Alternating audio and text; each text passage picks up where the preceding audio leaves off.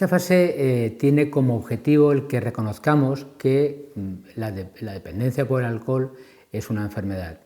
No es fácil, porque en muchas ocasiones lo que pensáis es que, bueno, yo adicto, como lo que os imagináis, no sois, ¿no? Y la mayor parte de las personas que acuden a estas asociaciones consideran que solo con dejar de beber es suficiente.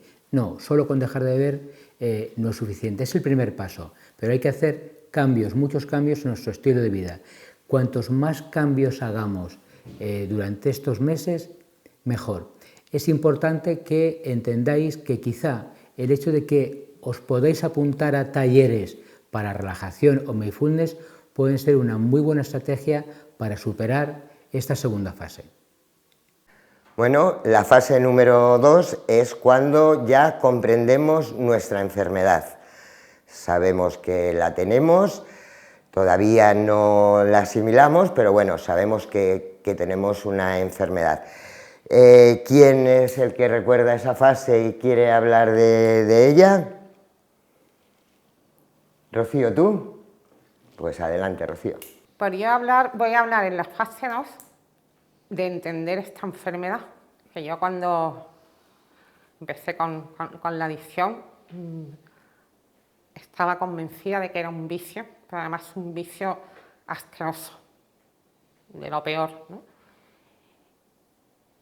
Y yo decía, como yo no puedo dejar esto, cuando hay tanta gente, pues por ejemplo, mi familia, ¿no? que quieren que deje esto, y yo no podía, no quería. Y al ir a la asociación y yo ver personas que estaban en mi misma situación y que habían pasado por situaciones muy parecidas a las mías, ¿no? Empecé a entenderlo, ¿no? Y cuando me explicaron pues todo el cerebro adicto, allí lo entendí. Y luego yo, por ejemplo, decir ser alcohólica como que me lo rechazaba, no me gustaba, ¿no? Esa palabra. Pero ya al ir a terapias y a terapias, yo ya en mi casa dije, yo tengo una enfermedad y lo expliqué, ¿no? Soy enferma. Entonces ya empecé a seguir los pasos y ya no me importa decir soy alcohólica, ¿no? Si voy a algún sitio que lo tenga que decir, ¿no? Pero yo lo digo, tengo esta enfermedad, no puedo ir a ciertos lugares, ¿no? Y luego para mí es importantísimo asistir a las terapias. Yo hay muchos días que a lo mejor estoy triste o estoy angustiada y cuando yo voy a las terapias y salgo de ahí, para mí es como si me pusieran una inyección de vitalidad y ya puedo continuar toda la semana. Hasta la próxima.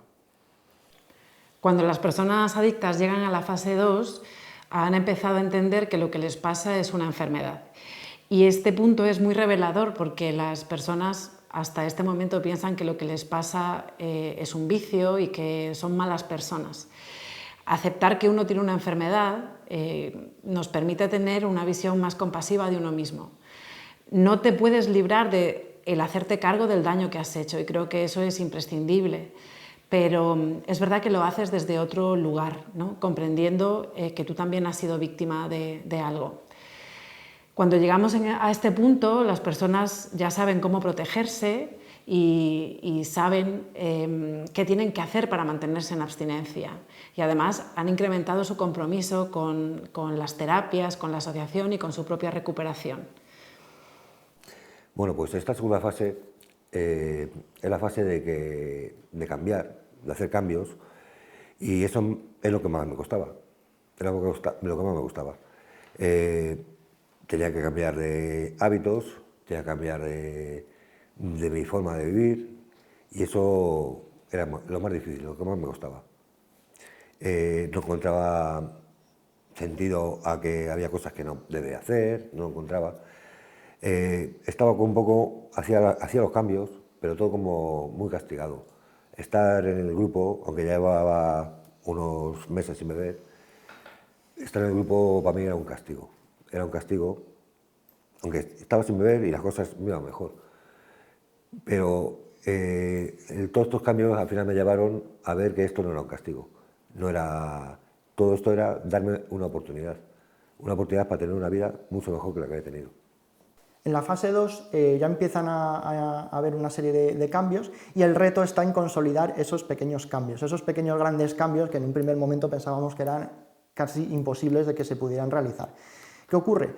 Que lo que considero que hay que tener más en cuenta en esta segunda fase es todo aquello que nos produce estrés y que nos puede acercar en un momento dado a la recaída. Es decir, tenemos controlados una serie de elementos en nuestra realidad, pero hay que tener muy en cuenta qué es lo que nos estresa y qué nos puede acercar a aquello que no queremos que suceda de ninguna manera, que es la recaída. Por lo tanto, lo que recomendaría en esta segunda fase es, en terapia y fuera de ella, detectar qué aspectos de mi vida me producen más estrés, quizá poder ordenarlos de mayor a menor estrés, y a partir de ahí poder trabajar para poder manejarlos dentro de lo que sea manejable. Es decir, hay estresores que puedo no manejar, hay otros que sí que puedo yo hacerme cargo de ellos. ¿Cuáles sí y cuáles no?